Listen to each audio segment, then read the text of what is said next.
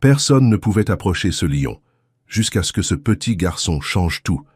Élisabeth Dupont ressentait le poids des décennies consacrées au sanctuaire des animaux sauvages Montvert, au cœur de la Provence. À 62 ans, elle faisait face à la pire crise depuis qu'elle avait fondé ce lieu avec son défunt mari. Le lion roi, sauvé d'un cirque clandestin 3 mois plus tôt, refusait toute approche. Même les vétérinaires les plus expérimentés ne parvenaient pas à s'en approcher.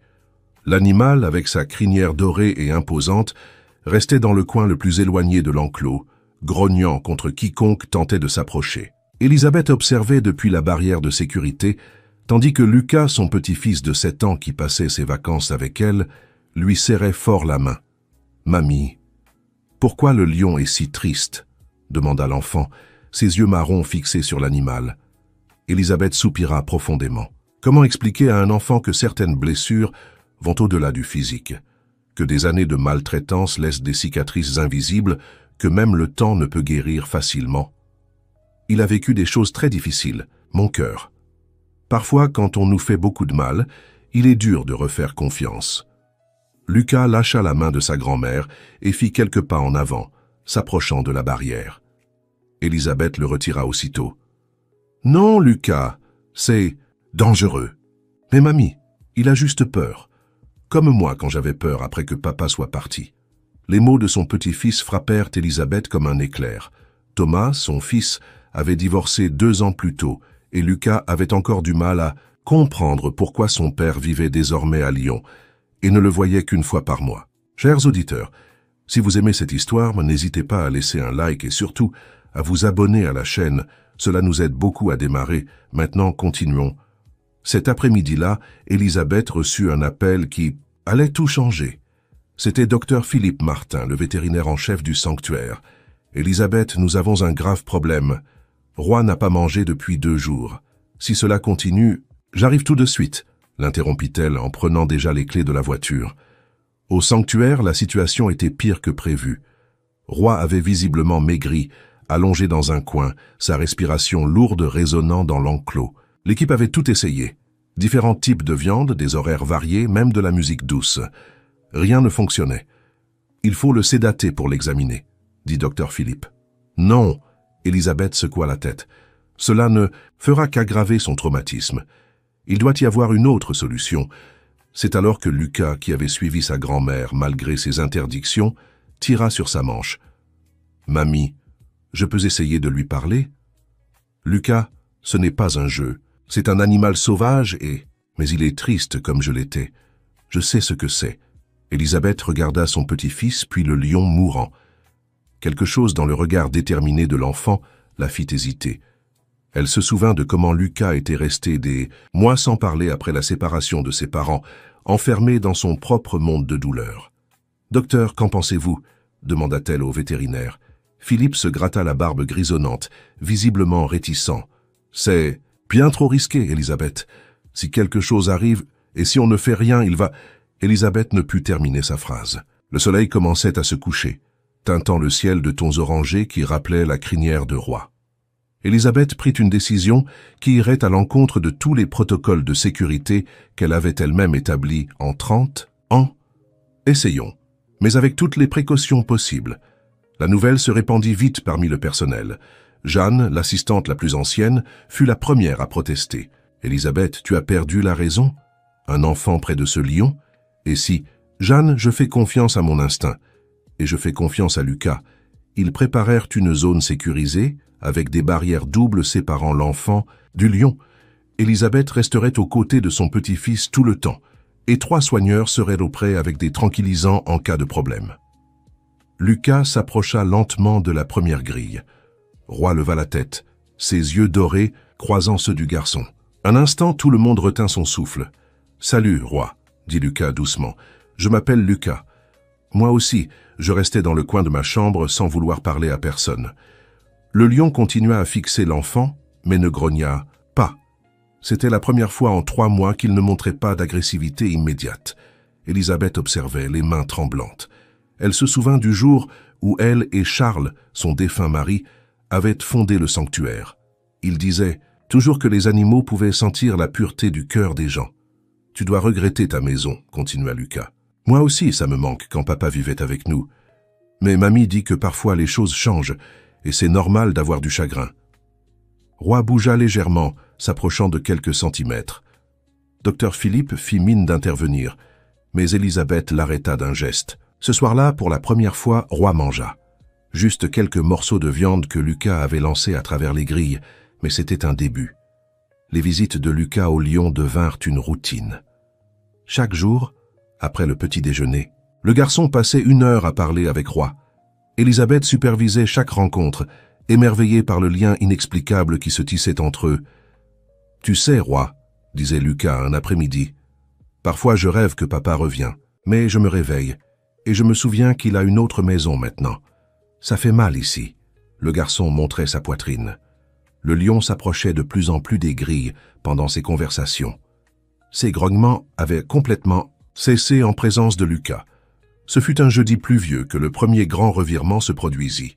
Elisabeth reçut une lettre officielle de la mairie. Le sanctuaire avait des impôts impayés. Ils avaient 90 jours pour régler une dette de 200 000 €, sinon le lieu serait fermé. Elisabeth sentit le monde s'écrouler.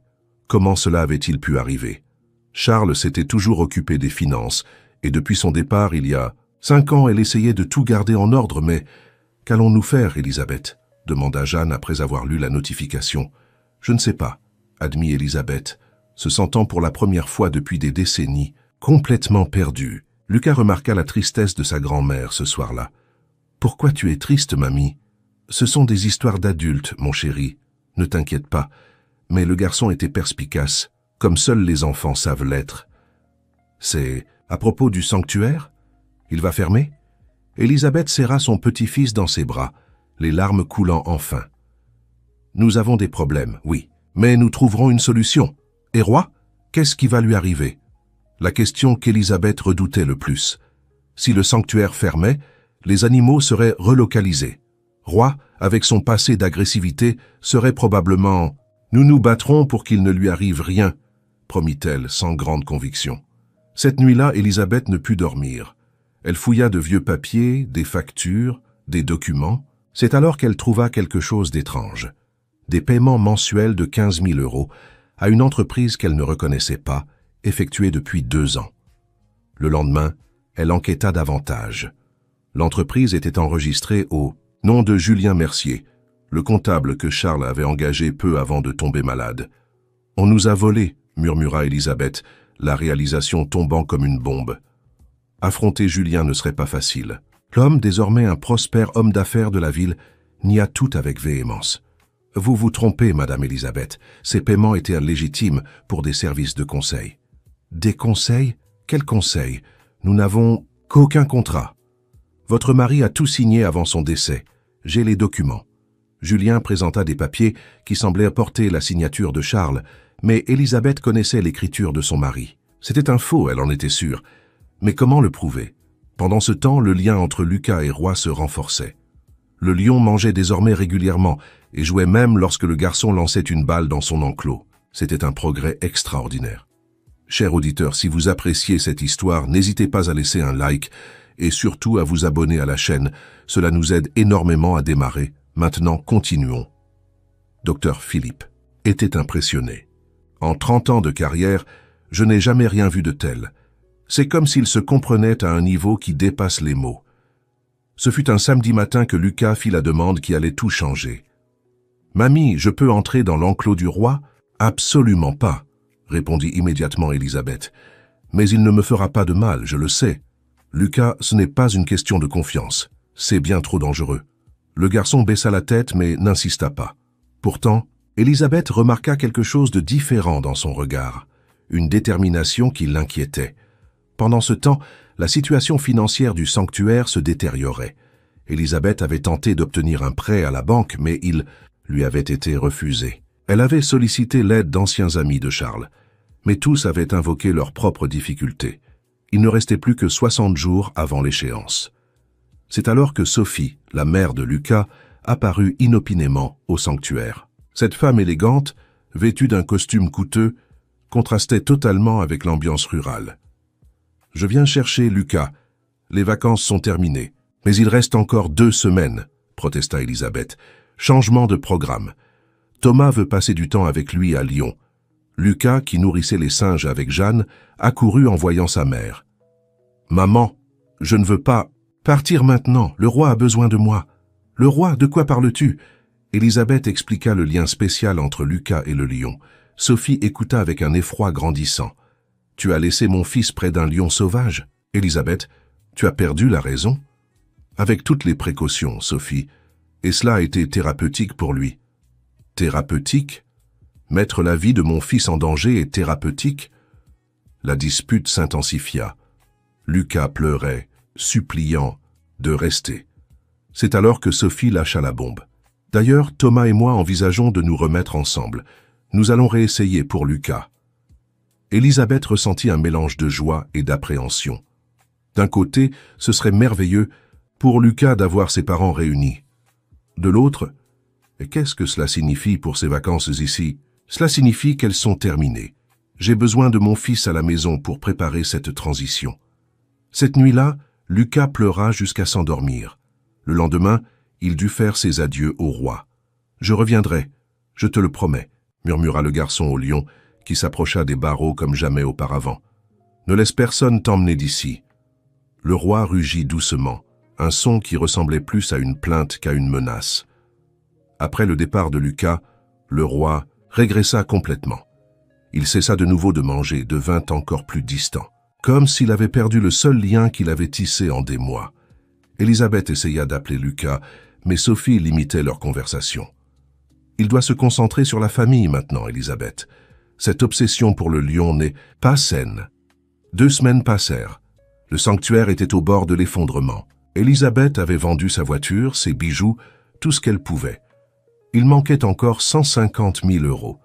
C'est alors qu'apparut Olivier Beaumont, un riche homme d'affaires de la région, connu pour ses œuvres caritatives et ses intérêts douteux. « J'ai entendu parler de vos difficultés, Madame Élisabeth. Peut-être pouvons-nous trouver un arrangement. » « Quel genre d'arrangement ? J'achète le sanctuaire. Vous continuez à le gérer, mais sous ma propriété. J'efface toutes vos dettes. » Cela semblait trop beau pour être vrai, et Élisabeth avait assez d'expérience pour savoir que c'était généralement le cas. « Et quel serait votre intérêt pour un sanctuaire animalier, Monsieur Olivier ?» L'homme sourit, un sourire qui n'atteignait pas ses yeux. « Disons que j'ai des projets d'expansion. Peut-être en faire un zoo privé, des soirées exclusives, ce genre de choses. » Élisabeth sentit son estomac se retourner. Transformer le sanctuaire en divertissement pour riches? Jamais. Je vous remercie pour l'offre, mais je ne peux pas accepter. Réfléchissez bien, Madame Élisabeth. Dans 45 jours, vous perdrez tout de toute façon. Au moins comme ça, les animaux auront un endroit où rester. Après le départ d'Olivier, Élisabeth se sentit plus désespérée que jamais. C'est alors que Jeanne apporta une nouvelle surprenante. « Élisabeth, vous vous souvenez de la journaliste qui était venue l'année dernière faire un reportage? Elle a appelé. Elle veut faire un article sur le roi et Lucas. » Élisabeth hésita. Exposer Lucas pourrait créer des problèmes avec Sophie. Mais si cela pouvait sauver le sanctuaire... La journaliste, Béatrice Deschamps, arriva 2 jours plus tard. C'était une jeune femme pleine d'énergie et véritablement intéressée par l'histoire. Cette connexion entre le garçon et le lion est incroyable. Ça a le potentiel de devenir viral, de collecter des dons. Mais sa mère ne veut pas qu'il soit exposé, expliqua Élisabeth. Nous pouvons préserver son identité. L'important, c'est l'histoire, le message. Élisabeth accepta avec des réserves. Le reportage se concentrerait sur le sanctuaire et son importance, avec l'histoire du roi en toile de fond. Les tournages commencèrent. Béatrice était talentueuse, elle capturait l'essence du lieu, mais il manquait quelque chose. Il manquait Lucas. Ce fut un après-midi pendant le tournage que l'inattendu se produisit. Lucas apparut au sanctuaire, seul en sueur et essoufflé. « Lucas, que fais-tu ici? Comment es-tu arrivé ?»« Je suis venu à vélo, » répondit le garçon, à peine capable de parler tant il était fatigué. « Je me suis enfui de la maison. Maman et papa se disputaient. Encore. Ils ne reviendront pas, mamie. C'était un mensonge. » Élisabeth serra son petit-fils dans ses bras, partagé entre l'inquiétude et le soulagement de le voir. « Ta mère doit être folle d'inquiétude. » J'ai laissé un mot. J'ai dit que j'étais en sécurité. À ce moment, le roi, qui était apathique dans son coin, se leva. Il s'approcha des barreaux et rugit, non pas de manière menaçante, mais comme un appel. Lucas courut vers lui. « Je suis revenu, roi, j'avais promis de revenir. » Béatrice, qui filmait tout, était émue. « C'est incroyable. Avec votre permission, Élisabeth, cela pourrait sauver le sanctuaire. » Mais avant qu'Élisabeth ne puisse répondre, son téléphone sonna. C'était Sophie, hystérique. « Où est mon fils? Il a laissé un mot disant qu'il était allé là-bas. Élisabeth, je vous jure que s'il lui arrive quelque chose... » « Il est en sécurité, Sophie. Venez le chercher. Nous parlerons en personne. » 1 heure plus tard, Sophie arriva accompagnée de Thomas et, à la surprise d'Élisabeth, de 2 policiers. « Je suis venue préparer à tout, » déclara Sophie froidement. Lucas, en voyant ses parents et les policiers, paniqua. « Non, je ne veux pas partir. Mamie, ne les laisse pas m'emmener. » La situation devint chaotique. Lucas pleurait. Le roi rugissait, agité. Les policiers tentaient de calmer les esprits. Ce fut Thomas qui rompit le schéma. « Attends, Sophie. Parlons. Regarde l'état de notre fils. Un état que ta mère a provoqué avec cette folie de lion. » Non, Thomas secoua la tête. « L'état que nous avons provoqué avec nos disputes, nos mensonges. » Il y eut un moment de silence tendu.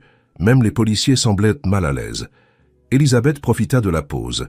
« Pourquoi ne parlons-nous pas tous calmement? » Lucas est en sécurité. C'est ce qui compte. À contre-cœur, Sophie accepta. Ils renvoyèrent les policiers et se rendirent chez Élisabeth. Durant la conversation, la vérité éclata. Thomas et Sophie avaient tenté de se réconcilier, mais leur différence était trop grande. Ils avaient utilisé Lucas comme excuse, comme espoir, mais n'avaient fait que causer plus de peine. « Nous avons fait erreur, » admit Thomas, regardant son fils. « Nous voulions te protéger, mais nous t'avons blessé encore plus. » Lucas, recroquevillé, sur le canapé entre ses parents, finit par parler. « Je voulais juste que vous arrêtiez de vous disputer et que vous me laissiez aider le roi. Il est comme moi, blessé à l'intérieur. » Ce fut Béatrice qui suggéra « Pourquoi ne pas transformer cela en quelque chose de positif? L'histoire de Lucas et Roi peut inspirer d'autres enfants traversant des situations similaires et sauver le sanctuaire dans la foulée. » Sophie protesta immédiatement. « Je ne vais pas exposer mon fils comme ça. » « Maman, » intervint Lucas avec une maturité surprenante pour son âge. « Si mon histoire peut aider d'autres enfants et sauver Roi, je veux le faire. » Après de longues discussions, ils trouvèrent un compromis. Le reportage serait réalisé avec la participation de Lucas, mais sous des conditions strictes de confidentialité et de sécurité. Les tournages reprirent le lendemain. Béatrice captura des moments magiques entre Lucas et Roi. Le garçon racontait son histoire avec une simplicité touchante, évoquant ses peurs, sa tristesse, et comment il avait trouvé en ce lion un ami qui comprenait sa douleur. « Parfois, disait Lucas face à la caméra, on a besoin de quelqu'un qui ne parle pas notre langue pour comprendre ce qu'on ressent. » Élisabeth observait la scène avec fierté et appréhension. Elle savait qu'il misait en tout sur ce reportage. Pendant le tournage, quelque chose d'extraordinaire se produisit. Dr Philippe, qui suivait tout de près, suggéra un test. Élisabeth, Roi est si calme avec Lucas près de lui. Et si nous tentions un contact plus rapproché? Avec toutes les précautions, bien sûr. C'était risqué, mais cela pourrait être l'élément manquant pour que le reportage ait l'impact nécessaire. Tout fut méticuleusement préparé. Lucas entrerait dans une antichambre de l'enclos, séparé de Roi par des grilles, mais bien plus près qu'il ne l'avait jamais été. Le moment fut tendu. Lucas, vêtu d'un gilet de protection qui paraissait immense sur son petit corps, s'approcha lentement. Roi observait chaque mouvement. Lorsque le garçon s'assit de l'autre côté des grilles, le lion fit quelque chose qui laissa tout le monde bouche bée. Il se coucha à son tour, collant son corps contre les grilles, aussi près que possible, de Lucas. « Salut mon ami » chuchota Lucas, tendant la main à travers les barreaux. Élisabeth faillit intervenir, mais Philippe la retint.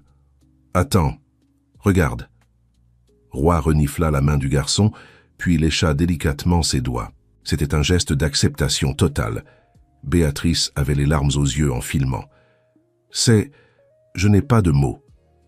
Le reportage fut diffusé une semaine plus tard, le dimanche soir, en prime time.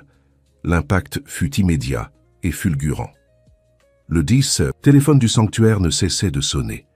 Les dons affluaient de toute la France. L'histoire de Lucas et Roi avait touché des millions de cœurs. Mais tout n'était pas rose. Julien, le conteur véreux, sentant la pression de l'exposition médiatique, décida d'agir. Il se présenta au sanctuaire avec 2 avocats. « Je viens réclamer ce qui m'est dû », déclara-t-il en brandissant des documents. « Ce sanctuaire me doit 200 000 €, intérêts compris. Soit vous payez maintenant, soit je saisis tout. » Élisabeth trembla de colère. « Vous savez très bien que ces documents sont faux. Prouvez-le, » lança Julien en défi. Ce fut Jeanne qui eut une idée. « Élisabeth, tu te souviens de ce vieux coffre de Charles, celui qu'il n'ouvrait jamais devant personne ?» Élisabeth s'en souvint. Après la mort de son mari, elle avait complètement oublié ce coffre dans le bureau. Ils s'y précipitèrent. La combinaison, quelle pouvait-elle être? Elle essaya des dates importantes, sans succès. Ce fut Lucas qui suggéra « Essaie, la date où vous avez sauvé le premier animal. » Ça marcha. À l'intérieur du coffre, outre de vieux documents, se trouvait une enveloppe scellée adressée à Élisabeth. D'une main tremblante, elle l'ouvrit. C'était une lettre de Charles, écrite peu avant sa mort. « Ma chère Élisabeth, si tu lis ces mots, c'est que je suis parti avant d'avoir pu réparer mon erreur. Julien me fait chanter. Il a découvert quelque chose de mon passé que je préfère emporter avec moi. Mais je sais qu'il tentera de voler notre sanctuaire. Dans cette enveloppe se trouvent les preuves de ses falsifications et un document annulant tout accord entre nous. Utilise-les avec sagesse. Pardonne-moi de n'avoir pas été plus fort. Avec un amour éternel, Charles. » Élisabeth sentit ses jambes flageoler. Charles avait un secret, quoi de si grave, mais il n'y avait pas le temps de digérer cela. Avec les documents en main, elle fit face à Julien. « Tout est là, les preuves de vos falsifications. Sortez de mon sanctuaire immédiatement ou j'appelle la police. » Julien pâlit en voyant les documents. Sans dire un mot, il partit avec ses avocats. Mais Élisabeth savait que ce n'était pas fini. Julien n'abandonnerait pas si facilement. Les dons continuaient d'arriver, mais ce n'était pas encore suffisant. Il restait 20 jours avant l'échéance et ils avaient encore besoin de 80 000 réaux. C'est alors qu'Olivier Beaumont revint, cette fois avec une proposition différente. « J'ai vu le reportage. Touchant, mais soyons pratiques, Madame Élisabeth. Il manque 80 000.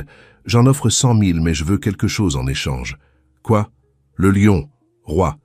J'ai des collectionneurs intéressés. » Élisabeth sentit son sang bouillir. « Jamais. Réfléchissez bien. Soit vous perdez tout, dans 20 jours, soit vous sauvez le sanctuaire en renonçant à un animal. » Lucas, qui écoutait en cachette, se précipita vers l'enclos de Roi. « Non, personne ne prendra Roi. » La situation devenait critique.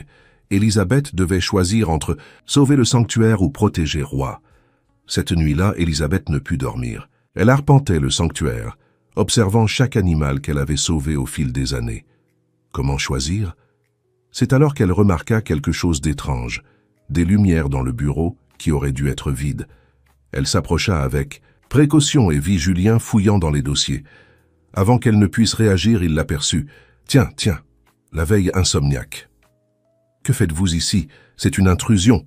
Je cherche ce qui m'appartient de droit. » Charles me devait plus que de l'argent, Élisabeth. Quelle dette? Quel secret? Julien sourit malicieusement. « Vous voulez vraiment savoir? Votre mari parfait avait un enfant hors mariage. Avec moi, il payait pour garder le secret. » Élisabeth sentit le monde tourner. Ce ne pouvait être vrai. « Vous mentez. » « J'ai des preuves. Photos, acte de naissance. Le garçon a 15 ans maintenant. » Charles lui rendait visite en secret. La révélation bouleversa profondément Élisabeth. Tout son monde, ses certitudes, s'écroulaient. « Même si c'est vrai, ça ne vous donne pas le droit de voler. » « Voler. Je réclamais une pension impayée. Charles a arrêté de payer quand il est tombé malade. Élisabeth avait besoin de digérer cette information, mais pas là, pas avec Julien. Sortez maintenant ou j'appelle la police. Je reviendrai avec mes avocats, et cette fois j'amènerai le garçon. On verra si l'opinion publique reste de votre côté quand ils sauront que la sainte Élisabeth refusait d'aider le fils illégitime de son mari. » Après le départ de Julien, Élisabeth s'effondra. Comment Charles avait-il pu cacher quelque chose d'aussi important? Et si c'était vrai, y avait-il vraiment un enfant dans le besoin? Le lendemain, elle partagea la révélation avec Jeanne, ayant besoin de partager ce fardeau. « Mon Dieu, Élisabeth, Charles, mais vous le connaissiez, mieux que personne. » Apparemment pas, Élisabeth était dévastée. Et si Julien mentait, s'il inventait tout? Il avait l'air très sûr. Il dit avoir des preuves. Lucas remarqua la tristesse de sa grand-mère. « Mamie, qu'est-ce qui se passe? C'est à propos du sanctuaire ?» Élisabeth serra son petit-fils dans ses bras, ne sachant comment lui expliquer que le monde n'était pas toujours noir ou blanc comme les enfants le croient. Béatrice appela avec une bonne nouvelle. Le reportage faisait encore parler, et une grande entreprise voulait faire un don important, mais il voulait d'abord visiter les lieux. La visite fut fixée 3 jours plus tard. C'était la chance d'obtenir l'argent manquant. Élisabeth essaya de se ressaisir, de se concentrer sur l'essentiel, sauver le sanctuaire. Mais la révélation sur Charles la hantait. Ce fut Thomas qui apporta un regard différent lors d'une visite pour chercher Lucas. Élisabeth, même, si c'est vrai pour Charles, est-ce que cela change ce que vous avez bâti ensemble, le bien que vous avez fait? Comment puis-je faire confiance à mes souvenirs maintenant? Les gens sont complexes. J'aime Lucas plus que tout, mais je lui ai fait défaut. Est-ce que ça fait de moi un mauvais père ou simplement un être humain? Les paroles de Thomas firent réfléchir Élisabeth. Peut-être que la perfection qu'elle attribuait à Charles était injuste envers sa mémoire. Tout le monde avait des failles, des secrets, des regrets. Le jour de la visite de l'entreprise, tout fut préparé méticuleusement. Le sanctuaire était impeccable, les animaux bien soignés. Lucas insista pour être présent afin de montrer roi. Les dirigeants furent impressionnés par le travail, mais ce fut l'interaction entre Lucas et Roy qui les conquit complètement. « C'est vraiment extraordinaire », déclara la présidente de l'entreprise, Dr Florence Allard. « Vous faites un travail essentiel ici. » Mais au milieu de la visite, Julien apparut avec un adolescent à ses côtés. Le garçon, mince et aux yeux tristes, avait une ressemblance troublante avec Charles. « Je vous présente Pierre », annonça Julien triomphant. Le fils de Charles Cavalcanti. Le silence devint assourdissant. Élisabeth regarda le garçon, reconnaissant des traits de son mari qui étaient indéniables. Dr Florence et son équipe observaient, mal à l'aise. « Peut-être devrions-nous revenir un autre jour » suggéra-t-elle. « Non !» Élisabeth puisa de la force au plus profond d'elle-même. « Restez, je vous en prie. C'est une affaire familiale que nous réglerons, mais cela ne change rien au travail que nous faisons ici. » Julien ne s'attendait pas à cette réaction. « Affaire familiale, vous avez nié l'existence de Pierre pendant 15 ans. » Pierre, l'adolescent, parla pour la première fois. « Père, s'il te plaît, ce n'était pas censé se passer comme ça. » Élisabeth s'approcha du garçon. « Pierre, n'est-ce pas? Je suis désolé pour tout cela. Je ne savais pas que tu existais. » « Je sais. » Le garçon semblait gêné. « Mon père biologique me rendait visite parfois. Il parlait de vous, du sanctuaire. Il disait qu'un jour il m'amènerait ici. » Les paroles du garçon touchèrent profondément Élisabeth. Charles avait prévu de révéler la vérité, mais la maladie l'avait emporté avant. « Tu es le... Bienvenue ici, Pierre, toujours. » Julien intervint furieux. « Nous ne sommes pas venus pour une réconciliation. Nous sommes venus pour ce qui nous revient de droit. »« Père, ça suffit !» Pierre éleva la voix. « Tu as dit que nous viendrions découvrir l'endroit, pas faire du chantage à qui que ce soit. » La vérité commençait à émerger. Pierre ne faisait pas partie du plan de Julien. C'était juste un adolescent qui voulait connaître l'héritage de son père biologique. Dr Florence, qui observait tout, s'approcha d'Élisabeth. « Vous gérez cela avec une dignité admirable. Notre entreprise sera honorée de soutenir le sanctuaire. » Le don fut confirmé. 100 000 €, plus que suffisant pour sauver le sanctuaire. Julien, voyant son plan s'effondrer, tenta une dernière carte. « Je vais vous poursuivre en justice. Pierre a droit à son héritage. » « Père, » Pierre était en larmes, « je ne veux rien de tout ça. Je voulais juste connaître l'endroit que mon père biologique aimait. » Élisabeth prit une décision qui surprit tout le monde. Pierre a raison. S'il est le fils de Charles, il a le droit de faire partie de tout cela. Pas comme héritage, mais comme famille. Le garçon la regarda avec surprise et gratitude. « Vous feriez ça, même après tout ça ?» Le sanctuaire sait offrir des secondes chances, aux animaux et aux gens. Julien partit furieux, menaçant de poursuites que tout le monde savait sans issue. Pierre resta. Les jours suivants, Pierre commença à fréquenter le sanctuaire. Timide au début, il fut accueilli par tous, surtout par Lucas, fasciné d'avoir un cousin plus âgé. « Tu as connu mon grand-père » demandait souvent Lucas. « Un peu. Il était gentil, mais il avait toujours l'air triste pour quelque chose. » Élisabeth écoutait ces conversations le cœur serré. Charles avait porté ce secret comme un fardeau. Peut-être qu'accueillir Pierre était une façon d'honorer la mémoire complexe de son mari. Avec l'argent du don, le sanctuaire fut sauvé. Les dettes furent payées, et il resta même de quoi faire des améliorations nécessaires. Mais l'histoire de Lucas et Roy réservait encore des surprises. Docteur, Philippe proposa quelque chose de révolutionnaire. Élisabeth, je crois que le moment est venu. Lucas et Roy ont une connexion unique. Et si nous permettions un contact direct, sous supervision? C'était le rêve de Lucas, mais Élisabeth hésitait. C'est sûr. Nous ferons tous les tests, les préparatifs.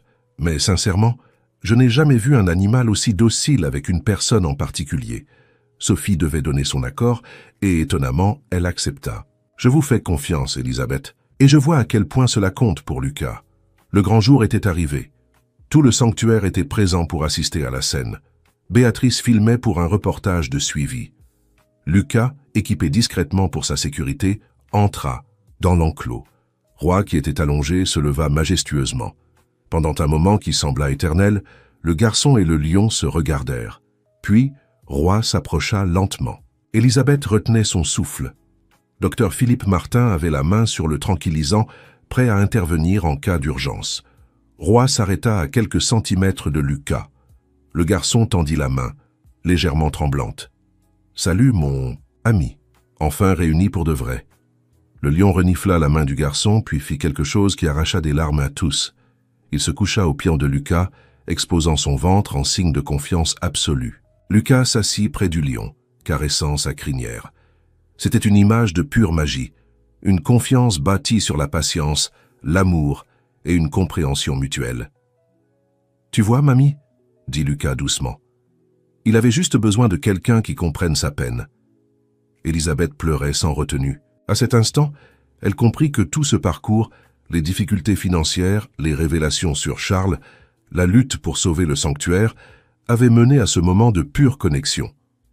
Pierre, qui observait aux côtés d'Élisabeth, murmura « Mon père biologique aurait adoré voir ça. »« Il nous regarde, » répondit Élisabeth, enfin en paix avec la mémoire complexe de son mari. D'une certaine façon, il est là. Mais la vie, comme toujours, réservait d'autres rebondissements. Une semaine après cette rencontre historique, Lucas se réveilla avec une forte fièvre. Au début, cela semblait une simple grippe, mais les symptômes s'aggravèrent rapidement. À l'hôpital, les médecins s'inquiétaient. « Nous avons besoin d'autres examens, mais cela semble être une infection rare, peut-être liée au contact avec des animaux. » Sophie paniqua. « Je le savais, ce lion. Élisabeth, si quelque chose arrive à mon fils. »« Sophie, je t'en prie. » Thomas tentait de la calmer. « Nous ne savons rien encore. » Élisabeth était dévastée. Sa décision d'autoriser ce contact avait-elle mis Lucas en danger? Les examens révélèrent une surprise. Lucas avait bien une infection, mais sans lien avec Roy. C'était une bactérie rare qu'il avait probablement attrapée à l'école et qui était restée dormante jusqu'alors. Le traitement serait long et difficile. Lucas devrait rester hospitalisé plusieurs semaines. « Je veux voir Roy », fut sa première réaction en apprenant le diagnostic.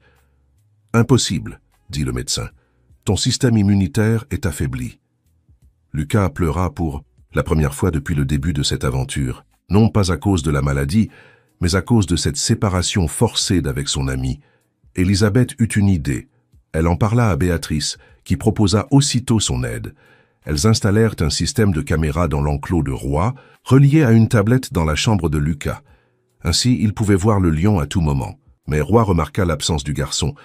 Il redevint distant, refusant de manger, rugissant tristement. « Il lui manque », remarqua Pierre, qui avait pris la responsabilité de s'occuper du lion en l'absence de son cousin.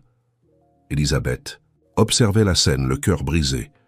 Comment expliquer à un animal que son ami était malade? Ce fut Pierre qui eut une idée géniale. Et si on apportait quelque chose avec l'odeur de Lucas à Roy? Ils prirent un t-shirt du garçon. Roy le renifla longuement, puis se coucha dessus comme pour protéger un trésor. À l'hôpital, Lucas regardait la scène sur sa tablette, ému. Il se souvient de moi. Le traitement progressait lentement.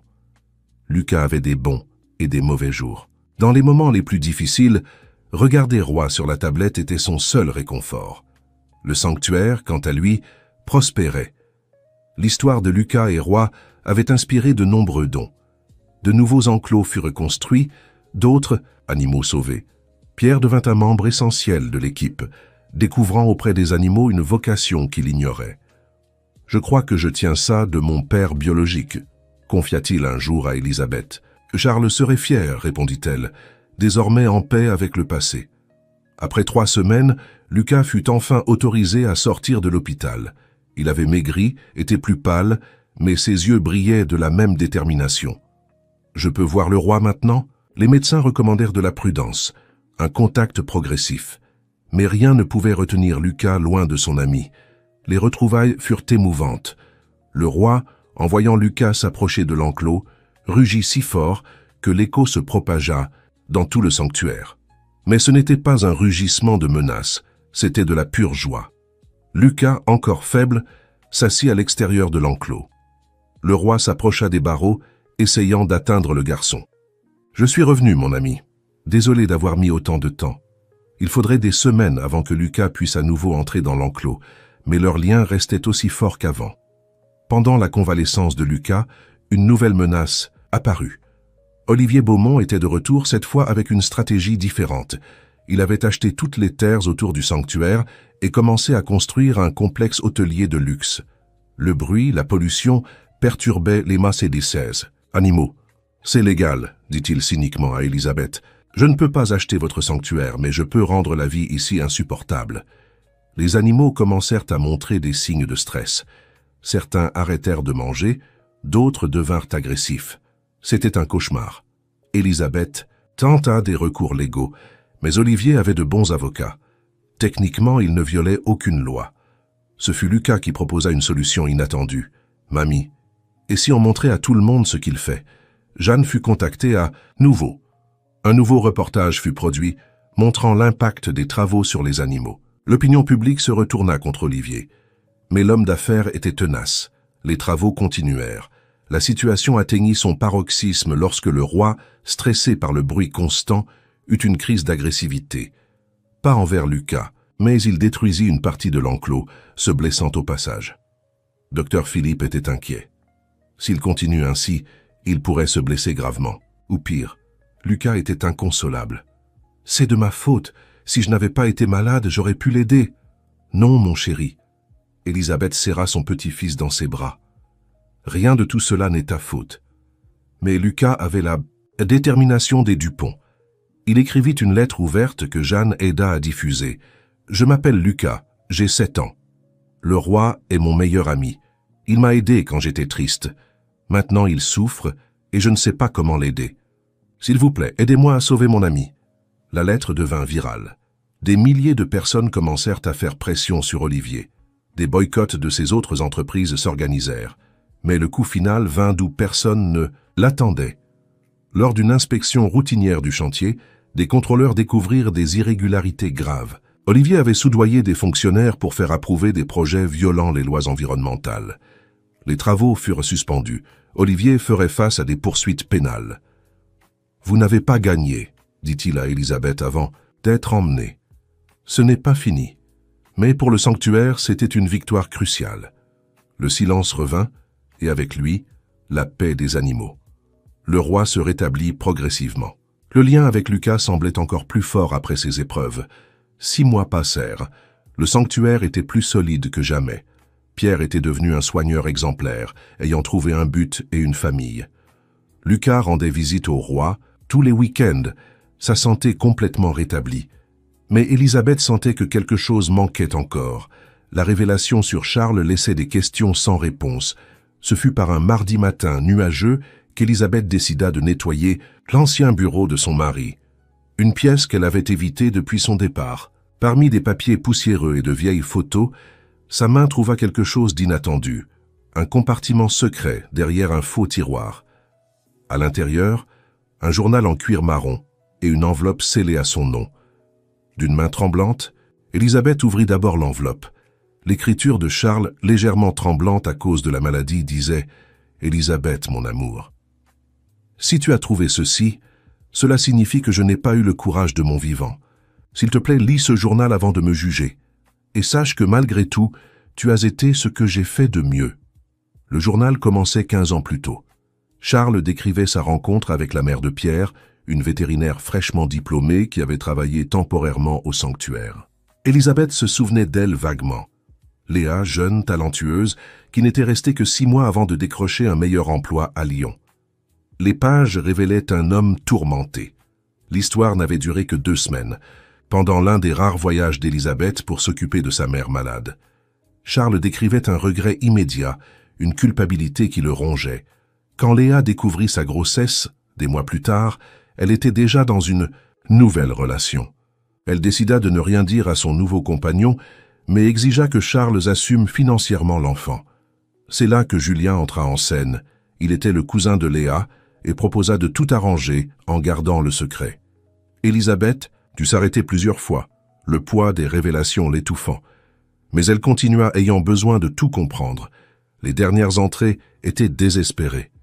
Julien était devenu cupide, exigeant toujours plus d'argent. Il menaçait non seulement de tout révéler à Élisabeth, mais aussi de détruire le sanctuaire avec des procès pour environnement inapproprié, où Pierre avait été conçu. Julien a découvert les détournements de fonds pour les équipements, de petits ajustements que j'ai faits pour couvrir les paiements à lui. Maintenant, il s'en sert comme nouvelle menace. Je suis pris dans une toile que j'ai moi-même tissée. Élisabeth mérite la vérité.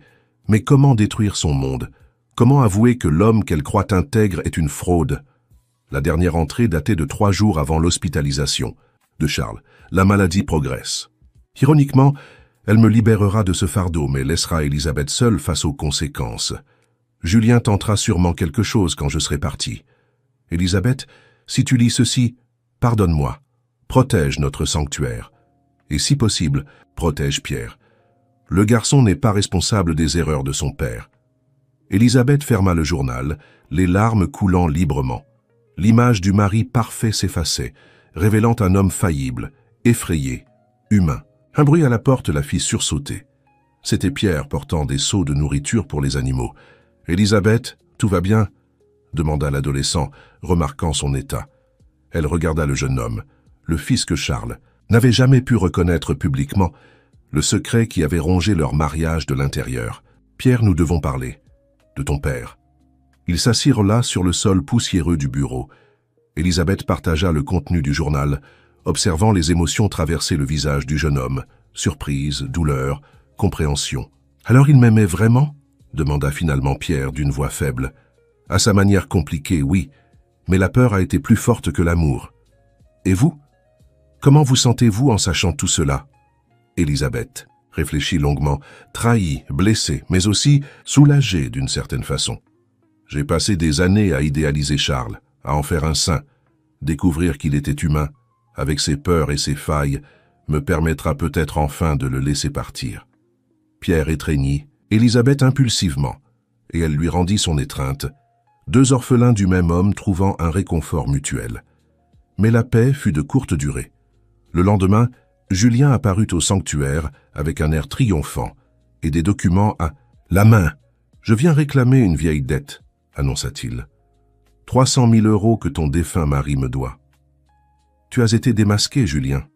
Tu n'as plus aucun pouvoir ici, répondit fermement Élisabeth. Oh, mais si, sourit-il malicieusement. Regarde, chère Élisabeth, j'ai ici des virements bancaires effectués par Charles vers des comptes, disons douteux. Détournement de fonds du sanctuaire. Un scandale comme celui-ci ferait fermer cet endroit. Élisabeth examina les papiers. Ils étaient authentiques. Charles avait bien détourné de l'argent pour payer le silence de Julien. C'est du chantage. Non, c'est une affaire. Paie ce que Charles me doit ou je remets tout à la police. Vous avez 1 semaine. Après le départ de Julien, Élisabeth a convoqué une réunion d'urgence avec Jeanne, Dr Philippe et les principaux employés. La situation était critique. Payer signifiait faire faillite à nouveau. Ne pas payer signifiait tout perdre. Ce fut Lucas qui, sans le vouloir, offrit une perspective différente. Il avait entendu une partie de la conversation et demanda « Mamie, pourquoi le méchant homme veut tant d'argent? Il n'a pas de cœur. » Certaines personnes valorisent l'argent plus que tout, mon chéri. Mais, et s'il voyait comment? L'argent aide les animaux, comme il a sauvé le roi. L'innocence de la question planta une idée dans l'esprit d'Élisabeth, et s'il pouvait transformer Julien d'une certaine manière, lui montrer la vraie valeur du sanctuaire. Mais avant, Qu'ils ne puissent élaborer un plan, une nouvelle crise surgit. Pendant le repas du matin, le roi commença à se comporter étrangement. Il marchait en cercle, grognant dans le vide. Dr Philippe examina le lion avec une inquiétude croissante. Cela semble être un problème neurologique. Nous avons besoin d'examens urgents. Les examens révélèrent le pire. Le roi avait une tumeur au cerveau.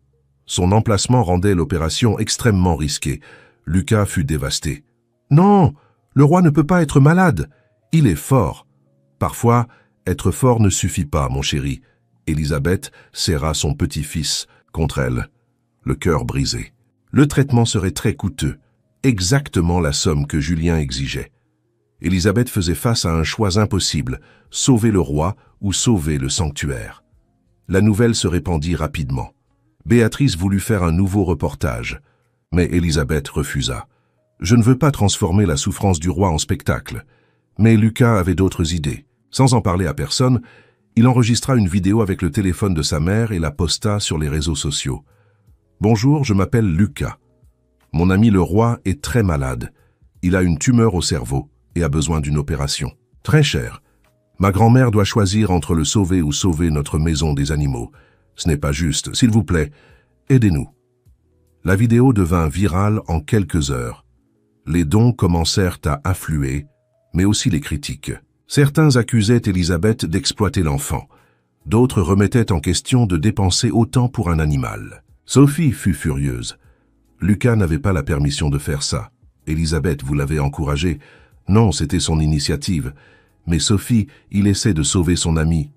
En s'exposant sur Internet, vous savez combien c'est. Dangereux? La discussion fut interrompue par une visite inattendue. Une femme élégante d'environ 45 ans se tenait à la porte demandant à parler à Élisabeth. « Je m'appelle Léa Saint-Martin », se présenta-t-elle. « Je suis la mère de Pierre. » Élisabeth sentit l'air lui manquer. Après toutes ces années, la femme qui avait changé sa vie sans le savoir était là. « Que voulez-vous ici ?» Élisabeth lutta pour garder son calme. « J'ai vu la vidéo du garçon. J'ai vu Pierre en arrière-plan aidant avec le lion. Je dois comprendre. Comment mon fils a atterri ici ?» La conversation qui suivit fut l'une des plus difficiles. De la vie d'Élisabeth, Léa pleura en apprenant le chantage de Julien, son propre cousin. « Je n'ai jamais su tout cela. Julien disait qu'il s'occuperait de tout, qu'il serait discret. Je n'aurais jamais imaginé. Pourquoi n'avez-vous jamais contacté Charles ?» Directement, Léa baissa les yeux. La honte, la culpabilité. J'étais fiancée quand c'est arrivé. J'ai dû inventer une histoire sur le père de Pierre étant mort. J'ai vécu dans le mensonge toutes ces années. Les deux femmes, unies par la trahison du même homme, se retrouvèrent sur un terrain émotionnel complexe. Elles n'étaient pas vraiment ennemies, mais ne pouvèrent pas non plus être amies. « Pierre est un jeune homme incroyable », dit finalement Élisabeth. « Vous avez fait du bon travail en l'élevant. Julien a beaucoup aidé. Enfin, je croyais qu'il aidait... » Léa marqua une pause. « Élisabeth, je dois vous avouer quelque chose. J'ai de l'argent, beaucoup. Mon mari est un homme d'affaires prospère. Je peux aider pour le traitement du lion. » Élisabeth fut choquée. « Pourquoi feriez-vous cela ? » « Parce que mon fils adore cet endroit. Parce qu'il y a trouvé la famille que je n'ai pas pu lui donner. Et parce que... Peut-être est-ce une façon de commencer à réparer le mal que j'ai causé, sans même le savoir. » Avant qu'Élisabeth ne puisse assimiler cette proposition, Pierre entra en courant. « Élisabeth, roi va plus mal. Il ne reconnaît pas Lucas. » Ils se précipitèrent vers l'enclos. Roi était allongé, le regard vitreux. Lucas pleurait derrière les barreaux, appelant son ami qui ne répondait pas. « Il ne me voit pas, mamie. Il m'a oublié. » Dr Philippe confirma le pire. La tumeur affectait la mémoire et la perception de Roi. L'opération ne pouvait plus attendre. C'est alors que Julien apparut, comme un vautour sentant la mort proche. J'ai entendu parler de l'émotion. Quel dommage. Mais les affaires sont les affaires. Où est mon argent? Léa se tourna vers son cousin, les yeux pleins de fureur. Julien, comment as-tu pu faire ça toutes ces années? Il pâlit en la voyant. Léa, que fais-tu ici? Je découvre quel homme tu es vraiment. Utilisez mon fils comme outil de chantage. Je me suis occupé de vous. J'ai garanti l'argent chaque mois. De l'argent volé par extorsion. La dispute s'enflamma rapidement. Dans la confusion, personne ne remarqua Lucas s'approchant des barreaux de l'enclos. L'enfant, désespéré de rejoindre son ami, trouva une petite ouverture dans la clôture que les adultes avaient laissée pendant l'entretien. Ce fut Pierre qui le vit en premier. Lucas, non, mais il était trop tard. L'enfant était déjà dans l'enclos avec Roy. La panique s'installa. Roy, désorienté par la tumeur, n'était plus le lion docile qui connaissait Lucas. C'était un animal sauvage, malade et imprévisible. « Que personne ne bouge », ordonna Dr Philippe à voix basse. Un mouvement brusque pourrait le provoquer. Lucas s'approcha lentement de Roy, les larmes coulant sur son visage. « Roy, c'est moi. Lucas, ton ami. S'il te plaît, souviens-toi de moi. » Le lion leva la tête, fixant l'enfant. Pendant un instant terrifiant, ses griffes se tendirent. Élisabeth faillit crier, mais Thomas la retint. « Fais confiance à Lucas, » murmura-t-il. « Il sait ce qu'il fait. » Lucas s'assit calmement devant Roy, comme il l'avait fait tant de fois. « C'est normal d'être malade, » dit doucement. « L'enfant. Moi aussi je l'ai été, tu te souviens? On s'est soignés l'un l'autre. Maintenant c'est moi qui vais prendre soin de toi. » Quelque chose dans la voix de l'enfant sembla percer le brouillard dans l'esprit de Roy. Le lion se détendit légèrement, sa respiration s'apaisant. Lucas tendit lentement la main. Roy la renifla puis lécha doucement les doigts de l'enfant. La reconnaissance revint dans ses yeux dorés, fugaces, mais réels. « J'ai réussi, mamie. » Il se souvient. Avec une infinie précaution, docteur, Philippe et Pierre entrèrent dans l'enclos et ramenèrent Lucas dehors. Roy les regarda partir, une larme solitaire coulant de son œil. Quelque chose que les vétérinaires auraient juré impossible. La scène toucha même le cœur endurci de Julien. « Je ne savais pas que c'était comme ça, » murmura-t-il. Léa saisit l'instant. « Julien, ça suffit. Regarde ce que ta cupidité a failli causer. Un enfant aurait pu être blessé. » Pour la première fois, Julien sembla vraiment voir le sanctuaire, non comme une source d'argent, mais comme un foyer pour des créatures qui en dépendaient. Élisabeth, encore tremblante d'effroi, fixa Julien. « Tu veux de l'argent? Très bien. Mais d'abord, passe une semaine ici. Travaille avec les animaux. Vois où irait ton argent. Ensuite, on en reparle. » C'était un pari risqué, mais Élisabeth croyait en l'humanité présente en chacun. Étonnamment, Julien accepta.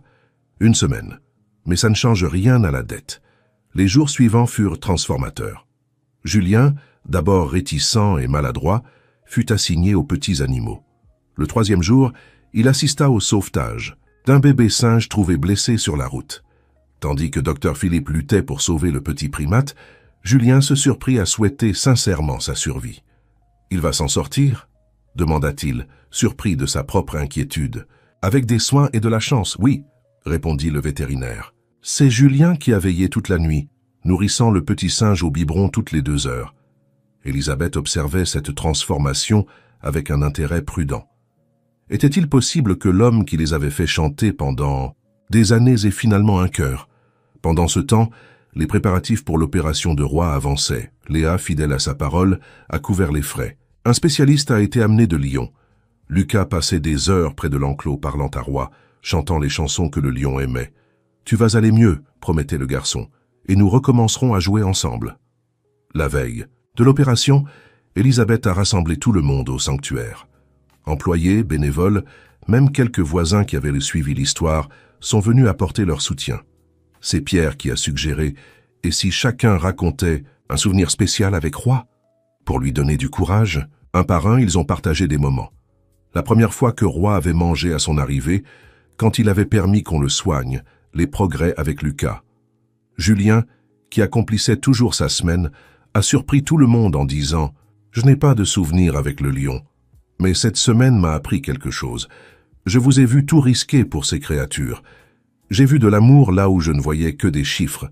Peut-être que j'ai mal. » Vécu toutes ces années. Le moment a été interrompu par un faible rugissement de Roy, comme s'il remerciait pour ses mots. L'opération a eu lieu le lendemain matin. 8 heures d'un délicat procédé. Élisabeth, Lucas, Pierre et même Julien ont attendu ensemble, unis par une inquiétude commune. Quand le chirurgien est enfin sorti, épuisé mais souriant, le soulagement était palpable. Nous avons réussi à retirer la tumeur. Maintenant, il faut attendre la guérison. Lucas a été le premier à réagir, sautant dans les bras de sa grand-mère. « Il va aller mieux. Roi va aller mieux. Mais la joie a été de courte durée. Quelques heures plus tard, Roi a eu une crise, puis une autre. Puis, son corps luttait contre quelque chose que les médecins ne parvenaient pas à identifier. C'est une réaction adverse, a expliqué le chirurgien. Rare, mais possible. Il faut le stabiliser ou il n'a pas eu besoin de finir. Tout le monde a compris. Lucas est resté en veille près de l'enclos où Roi luttait pour sa vie. Il refusait de partir, même pour manger. « Il doit savoir que je suis là », insistait-il. C'est durant la deuxième nuit que le miracle s'est produit. Roi inconscient a soudain ouvert les yeux. Faiblement, il a tourné la tête vers l'endroit où Lucas était assis à l'extérieur. Le garçon l'a remarqué immédiatement. « Roi, tu es réveillé !» Le lion a tenté de bouger, voulant clairement se rapprocher de son ami. Docteur Philippe, de garde de nuit, était émerveillé. C'est impressionnant. Comme si la présence de Lucas lui donnait des forces. Lentement, très lentement, Roi a commencé à aller mieux. Chaque jour apportait de petits progrès. Julien, qui avait volontairement prolongé son séjour, est devenu curieusement protecteur envers le lion. « C'est étrange, a-t-il avoué à Elisabeth. J'ai passé ma vie à courir après l'argent, mais voir cet animal se battre me fait tout remettre en question. » C'est alors que Julien a pris une décision qui a choqué tout le monde. « Elisabeth, à propos de la dette, oubliez-la. Considérez-la comme payée. » Elisabeth n'en croyait pas ses oreilles. « Julien, tu es sérieux? Charles m'a payé au fil des ans. Ce n'était pas ce que j'exigeais, mais c'était ce qu'il pouvait. Et voir ce que vous faites ici, comment vous transformez des vies, y compris la mienne, c'est un paiement suffisant. » Des larmes ont coulé sur le visage d'Elisabeth. Après tant de luttes, le pardon venait de la source la plus inattendue. Léa, qui suivait tout, s'est approchée de son cousin. « Je suis fier de toi, Julien. Je revois enfin l'homme que j'ai connu dans mon enfance. Les semaines suivantes ont été celles de la guérison, pas seulement pour Roi, mais pour tous. » Le lion a recommencé à reconnaître Lucas régulièrement, même s'il avait encore des moments de confusion. Le sanctuaire, libéré des dettes et des menaces, a prospéré. De nouveaux bénévoles sont arrivés, inspirés par cette histoire. Les programmes éducatifs ont été élargis. Pierre et Léa avaient établi une routine de visite, tissant des liens non seulement avec les animaux, mais aussi avec la famille élargie qu'ils avaient trouvée là-bas. Julien, transformé par cette expérience, était devenu l'un des plus grands soutiens du sanctuaire, mettant ses compétences en finance au service de sa gestion. Mais la vie réserve toujours des surprises. Par une matinée ensoleillée, Elisabeth reçut une lettre officielle. Le gouvernement régional projetait de construire une autoroute, et le tracé passait précisément par le sanctuaire. « Ils ne peuvent pas faire ça », protesta Jeanne. Elisabeth lut les documents avec un désespoir grandissant.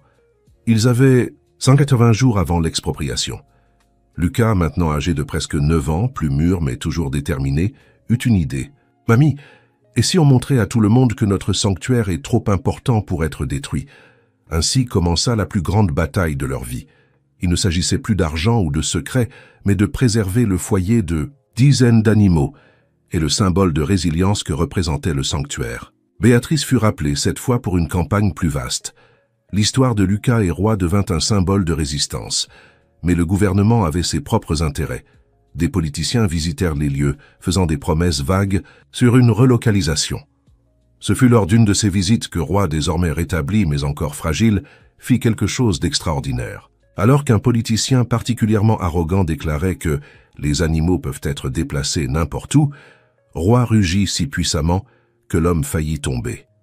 Lucas, toujours en phase avec son ami, traduisit.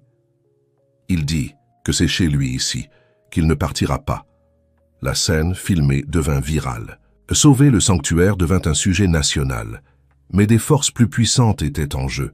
Le gouverneur, sous pression des entreprises de construction, maintint sa décision.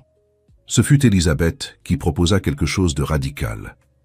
Et si on transformait le sanctuaire en patrimoine culturel, un symbole officiel de conservation et de résilience, l'idée était ambitieuse, nécessitant un soutien politique et populaire massif. Mais c'était leur seule chance. Pierre, désormais pleinement intégré à la famille, utilisa ses compétences en recherche pour découvrir que le terrain du sanctuaire avait une signification historique. Selon d'anciens registres, il avait été un refuge pour les animaux sauvages depuis des siècles. Cette découverte changea tout. Historiens et écologistes se joignirent à la cause. Le sanctuaire n'était plus seulement un lieu de sauvetage, mais un patrimoine naturel à préserver. La bataille juridique fut intense. Élisabeth a 64. Cersei se retrouva à prendre la parole lors d'audiences publiques, défendant non seulement son foyer, mais un principe. Lucas, toujours à ses côtés, devint le visage jeune de la campagne. Sa connexion avec Roy symbolisait l'harmonie possible entre l'homme et la nature. Mais la pression eut un prix. Élisabeth commença à ressentir le poids des années et du stress. Une nuit, Jeanne la trouva évanouie dans le bureau. À l'hôpital, le diagnostic fut sans appel, épuisement sévère. Le médecin fut clair. « Madame Élisabeth, votre corps est à bout. Vous devez vous reposer ou les conséquences seront graves. » Mais comment se reposer quand tout ce pourquoi elle avait lutté était en danger? Ce fut Sophie qui surprit tout le monde. « Élisabeth, Thomas et moi avons discuté. Nous voulons aider plus activement. Vous avez créé un lieu qui a sauvé notre fils. Il est temps de vous rendre l'appareil. » Le couple, autrefois distant et absorbé par ses problèmes, se joignit à la cause. Thomas utilisa ses contacts professionnels, Sophie ses talents de communicante. Toute la communauté se mobilisa. Des voisins qui se plaignaient autrefois du bruit des animaux défendaient maintenant le sanctuaire. Des enfants venus en sortie scolaire dessinèrent et écrivirent des lettres. Julien, complètement transformé, mena une collecte de fonds qui étonna même Élisabeth. « J'ai appris à gagner de l'argent de mauvaise manière, dit-il. Maintenant, je veux utiliser ce savoir pour faire le bien. » Le jour de la décision finale arriva. Une foule se rassembla devant le sanctuaire. Lucas tenait la main d'Élisabeth d'un côté, Pierre de l'autre. 3 générations unies par l'amour et un but commun. Roy, comme s'il comprenait l'importance du moment, se posta majestueusement dans son enclos, visible de tous. Les autres animaux semblaient tout aussi alertes, comme s'ils savaient que leur avenir se jouait là. Lorsque le représentant du gouvernement prit la parole, tout le monde retint son souffle. Après une analyse approfondie et compte tenu de l'appel populaire, il marqua une pause dramatique. Lucas serra plus fort la main de sa grand-mère. Le gouvernement régional a décidé de revoir le tracé de la route. Le sanctuaire Montvert sera préservé, et plus encore, officiellement reconnu comme patrimoine de conservation environnementale et sociale de la région. L'explosion de joie fut assourdissante. Les gens s'embrassaient, pleuraient, célébraient. Lucas courut vers l'enclos de Roy, le lion rugissant comme pour fêter cela. Élisabeth, submergée par l'émotion et le soulagement, sentit ses jambes fléchir. Mais de nombreuses mains la soutinrent. Jeanne, Pierre, Sophie, Thomas, jusqu'à Julien. « Nous avons réussi », murmura-t-elle. « Vous avez réussi », corrigea Pierre. « Vous nous avez appris qu'il vaut la peine de se battre pour ce qui est juste. » Des semaines plus tard, lors d'une cérémonie officielle, le sanctuaire reçut son statut de patrimoine. Élisabeth, rétablie mais encore fragile, prononça un discours émouvant. Ce lieu est né du rêve de 2 personnes, passionnées par les secondes chances. Il a connu des secrets, des trahisons, des pardons. Mais il a survécu parce que l'amour est plus fort que la peur, l'union plus puissante que la cupidité. Lucas fut également invité à parler. Avec ses presque 10 ans maintenant, il s'exprima avec une simplicité touchante. « Roy m'a appris que tout le monde mérite un ami, que peu importe à quel point on est blessé, on peut toujours refaire confiance. Merci de ne pas avoir abandonné. » Roy, observant depuis son enclos spécialement décoré pour l'occasion, rugit doucement, comme s'il approuvait. La vie au sanctuaire continua désormais en toute stabilité. Lucas grandissait, son lien avec Roy évoluant mais ne faiblissant jamais. Pierre devint vétérinaire, inspiré par le travail qu'il avait découvert. Julien, pleinement racheté, créa un fonds de soutien pour les sanctuaires de toute la région. Élisabeth, à 65 ans, contemplait tout cela avec une profonde satisfaction. Le sanctuaire n'était plus seulement un refuge pour animaux, mais un symbole montrant que les gens peuvent changer, que les secrets peuvent être pardonnés et que l'amour prend les formes les plus inattendues. Par un après-midi paisible, tandis que le soleil couchant peignait le ciel d'un doré rappelant la crinière de Roy, Élisabeth s'assit sur le banc où tout avait commencé. Lucas était dans l'enclos avec Roy, désormais un préadolescent qui trouvait encore la paix auprès de son ami lion. Pierre s'occupait des nouveaux arrivants, Léa l'aidant avec les documents d'adoption responsables qu'ils avaient remis en place. Julien formait les nouveaux volontaires à une gestion financière transparente. Sophie et Thomas, réconciliés pour de bon cette fois, photographiaient tout pour les archives historiques du sanctuaire. Jeanne s'approcha avec 2 tasses de thé. « Tu penses à Charles » demanda-t-elle gentiment. « Je pense à combien la vie est étrange, » répondit Elisabeth. « Nous voulions sauver des animaux. Nous avons fini par nous sauver les uns les autres. Il serait fier, malgré tout. Tu sais, je crois que j'ai enfin fait la paix avec son souvenir. Charles était humain, imparfait, mais il aimait cet endroit. Et son erreur nous a amené Pierre, qui est devenu une bénédiction. » À ce moment, Lucas accourut, le visage radieux. « Mamie, Roy a fait quelque chose d'incroyable. Il a pris une branche et a dessiné dans la terre. On dirait un cœur. » Elisabeth rit, sachant que c'était probablement une coïncidence, mais adorant l'enthousiasme intact de son petit-fils. « Allons voir ce lion artiste alors. » Tandis qu'ils marchaient ensemble, 3 générations unies par des liens improbables mais indestructibles, Elisabeth repensa à leur parcours. D'une dame luttant pour sauver un sanctuaire en faillite à la matriarche d'une famille étendue et unique, d'un lion traumatisé qui ne faisait confiance à personne à un symbole de résilience, d'un petit garçon perdu dans le divorce de ses parents à un enfant qui a appris au monde la véritable connexion. Le sanctuaire poursuivrait sa mission. Plus d'animaux seraient sauvés, plus d'histoires seraient écrites, plus de vies seraient transformées. Car au final, cela avait toujours été le véritable but. Non pas seulement offrir un abri, mais créer des ponts entre des cœurs blessés, qu'ils soient humains ou animaux. Et quelque part dans l'enclos spécialement aménagé, un lion à la crinière dorée comme le soleil couchant observait son petit ami humain avec des yeux qui connaissaient la douleur, mais avaient choisi l'amour. Ensemble, ils avaient approuvé que parfois, les liens les plus forts sont ceux que le monde juge impossibles. L'héritage de Charles, malgré ses défauts, vivrait à travers les vies transformées. Elisabeth avait trouvé la paix non dans la perfection, mais dans l'acceptation de la beauté imparfaite de la vie réelle. Roy rugit doucement au coucher du soleil, non plus de douleur ou de peur, mais de contentement. Il était chez lui, entouré de sa famille choisie.